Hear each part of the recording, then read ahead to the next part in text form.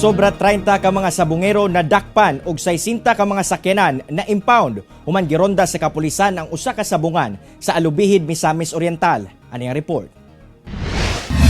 Human makadawat og sumbong ang otoridad gikan sa mga residente sa Purok 1 Barangay Lagtang sa Alubihid, Misamis Oriental. Gilayon gironda sa kapulisan ang ilegal nga sabungan sa lugar.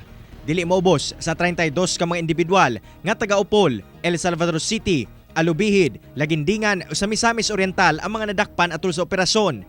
Nakumpiska sab ang sobra 60 ka mga nagkadaiyang motor ug sakyanan nga gipanag-iyahan sa ubang sabungero nga misibat atol sa operasyon.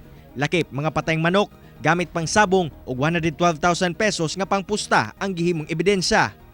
Sa ilang mga rason kagahapon sa atong panguti kanila, pang sukit-sukit, nagtuo sila nga legal ang maong pagpadula sa bulang. Nahimo na kunong gambling den ang lugar ug delikado kini sa tinakdanay sa COVID-19. Human ang malampuson nga pagronda sa kapulisan sa sabungan dinhi sa Alubihid, Misamis Oriental, gilayon nilang gisirad-an ang lugar aron na masiguro nga dili na masubli pa ang insidente. Adunay panawagan ang kapulisan ngadto sa publiko. Hinihingi namin ang kooperasyon ng mamamayan, ng taong bayan upang magtagumpay ang inyong kapulisan na mapigilan ang paglaganap ng nakamamatay na COVID-19 virus at ang mga variant nito.